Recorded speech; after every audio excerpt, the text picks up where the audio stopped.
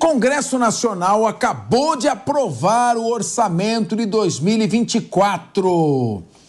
Vamos ver o que nos reservou, então? Em relação aos investimentos do ano que vem, isso é importante, o PAC, que é o Programa de Aceleração do Crescimento, é o PAC que traz investimentos do governo para gerar emprego, gerar desenvolvimento.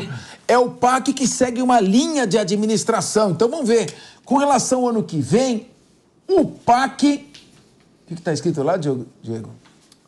O PAC terá um corte. Quê? Um corte. Corte? Um corte. Então, o orçamento já prevê que o PAC terá um corte de aproximadamente 6 bilhões de reais. Então, já a taxação do jogo vai dar 1,6 bilhão, então já não vai dar nem para o começo. O texto aprovado também inflou os valores previstos para o fundo eleitoral de 2024. Pessoal, eleição dentro de município, muito mais barata do que eleição em todo o território nacional, muito mais barata do que eleição em todo o território estadual. Mas mesmo assim, além de cortar 6 bilhões do PAC, é isso? Para o fundo eleitoral vai aumentar para 5 bilhões de reais, dinheiro público pagando campanha eleitoral. O valor é equivalente ao da eleição presidencial do ano passado. Como pode uma eleição dentro do município custar a mesma coisa que uma eleição em todo o país? E é 96% maior do que o fundo eleitoral para a eleição municipal em 2020.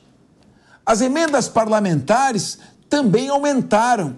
Como pode caminhar um país assim, atingindo o patamar recorde de 53 bilhões de reais? Agora o nosso presidente do Senado, Rodrigo Pacheco, está justificando esse orçamento horroroso. Com a palavra, Pacheco. A discussão do destaque surpreendeu o senhor, presidente? Não, no final das contas é uma questão regimental, né? Como o Partido Novo não podia fazer destaque, houve a adesão e esse tipo de situação impõe o requerimento anterior, que é de admissibilidade. No fundo ali era uma votação sobre se era a favor ou não.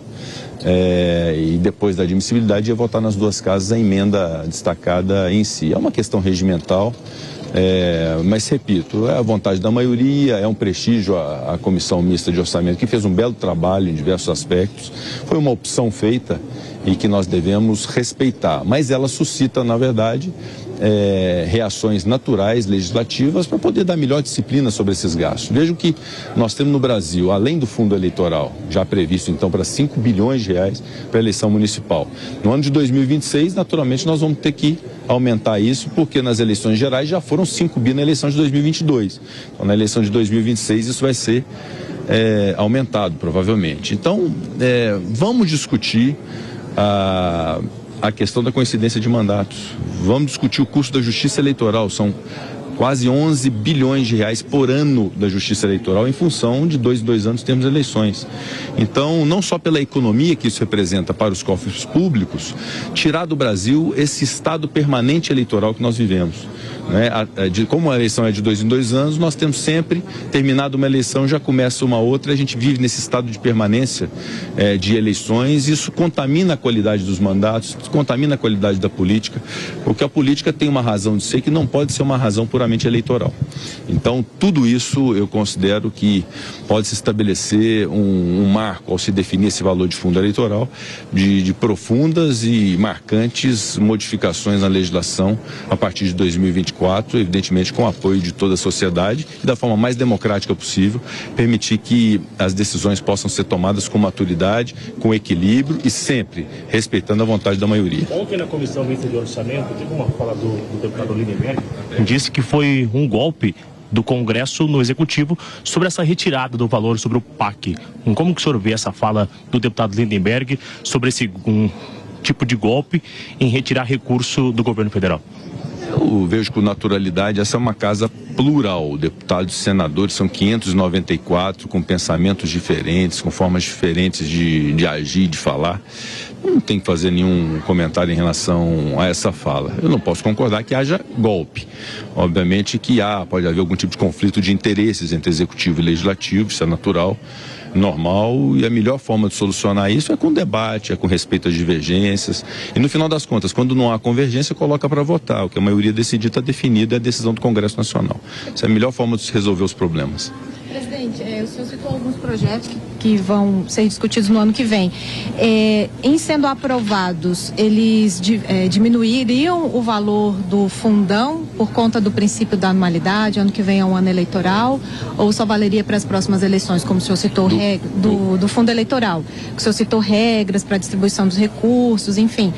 Qualquer mudança legislativa a ser feita no ano que vem, valeria para reduzir esse valor que foi aprovado agora? Evidentemente que há essa questão da anualidade, mas eu tenho dúvidas em relação a isso quanto a fundo eleitoral.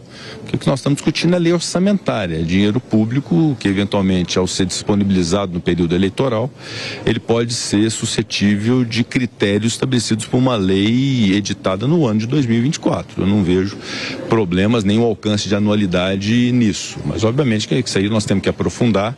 Eu acho que um primeiro passo de fato e eu sei que diversos presidentes de partido concordam com isso, definir uma lei que defina parâmetros de aplicação disso, porque um candidato A tem um acesso ao fundo e o outro tem um acesso ao fundo menor ou nem tem acesso. Então, essa discricionariedade na aplicação de 5 bilhões de reais no Brasil é algo que não pode prevalecer. Tem que haver uma vinculação a partir de lei que estabeleça, repito, critérios na aplicação desse fundo. Presidente, a foto com a gente? Vamos fazer?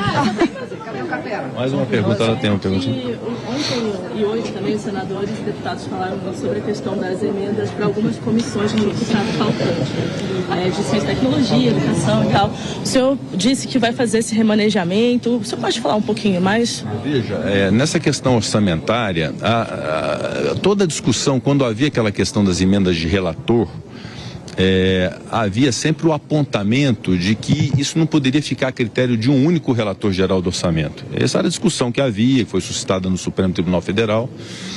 E aí o que se tinha para contra-argumentar a existência da emenda de relator é que as casas, tanto Câmara e Senado, têm comissões permanentes temáticas. Então, para tratar da educação do Brasil, era importante que a partir das comissões de educação das duas casas se pudesse ter uma definição orçamentária. Assim sucessivamente em relação à segurança pública, saúde, ciência e tecnologia, enfim, infraestrutura. Então, houve, naquele momento, com a extinção das emendas de relator, já existia a emenda de comissão, mas um fortalecimento dessas emendas de comissão, justamente porque elas dão melhor qualidade ao gasto público, porque elas são temáticas, né? Uma comissão de educação tem condição de discutir a educação do Brasil e fazer políticas que sejam de alcance nacional. Então, isso é que foi feito na Comissão Mista de Orçamento. Quero dizer que, de minha parte, não houve nenhum tipo de interferência. O próprio relator Mota é testemunha disso, deixei que fizesse o trabalho com toda a liberdade, mas é um instituto relativamente novo, esse das comissões, e o que eu disse agora para alguns deputados e senadores é que o fato de ter um recurso numa comissão A não significa que não se possa ter no futuro um remanejamento, uma readequação de recursos orçamentários para outras áreas diante de necessidades que surjam. Não há um engessamento em torno disso, é perfeitamente possível esses remanejamentos. O importante é que todas as áreas do Brasil possam ser atendidas e estejam bem amparadas. Eu acho que a partir da promulgação da reforma tributária, que foi algo histórico no Brasil, que nós fizemos essa semana, entregando a principal e mais complexa reforma desde a Constituinte no nosso país, eu acho que 2024, considerando a mudança do sistema tributário, nós temos, primeiro, um desafio de regulamentação da reforma tributária e, segundo, para onde vai a arrecadação do Brasil? E aí entra uma discussão profunda de qualidade do gasto público. E essa qualidade do gasto público com as definições de prioridades pelo planejamento do Executivo, a participação do Legislativo na construção disso, mas sem buscar ter o maior protagonismo que o Executivo, porque isso também não tem cabimento. Então eu acho que a discussão da qualidade do gasto público e sentarmos todos à mesa para definir um planejamento nacional que possa gastar devidamente e com qualidade na saúde, na educação, na infraestrutura, no lazer e na agricultura, é muito importante que aconteça. Então, para não gerar descompassos, às vezes se tem muito recurso numa área, tem pouco recurso noutra, é importante ter um pouco de simetria nisso. Então eu acredito muito que essa discussão do gasto público e do tamanho do Estado brasileiro vai ser o próximo grande desafio do Congresso Nacional após a entrega da reforma tributária. Muito bem. Bom, o descompasso e a assimetria começa quando você tira dinheiro do PAC, que é um plano dentro de uma linha de gestão, para distribuir aleatoriamente pelos deputados. Então, olha, esse orçamento vai dar o ano que vem 53 bilhões de emenda parlamentar. 11 bilhões o custo da justiça eleitoral, que tem eleição a cada 2 anos. 5 bilhões para pagar campanha de vereador e prefeito. Então, nós estamos aqui já 70 bilhões de reais. Só daqui a gente já começa com 70. Partindo de 177, 180 de déficit, já vamos para 250 já direto. Então, fica realmente ingovernável. E aí vem o pessoal do presidente do PT, o líder do governo, dizendo que tem que gastar mais, que não tem que se preocupar com déficit. E ainda pressionar o presidente do Banco Central para baixar artificialmente os juros. É receita do desastre econômico.